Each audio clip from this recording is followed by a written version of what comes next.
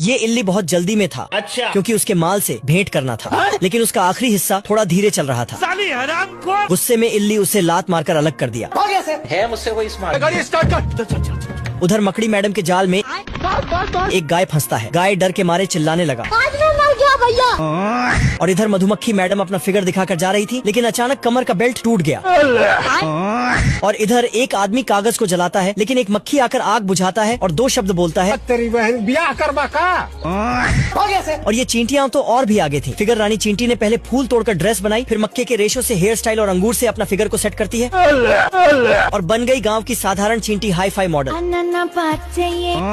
इधर सारे इल्ली गुस्से में थे क्योंकि बॉस महीनों से सैलरी नहीं दे रहा और उसके साथ ही गुस्से में कंपनी के गेट पर धरना देने लगे। साले मजाक बना के रखते हो। ये मकड़ी तभी उसे चुलबुली मक्खी दिख गई। आ गई माल आ गया।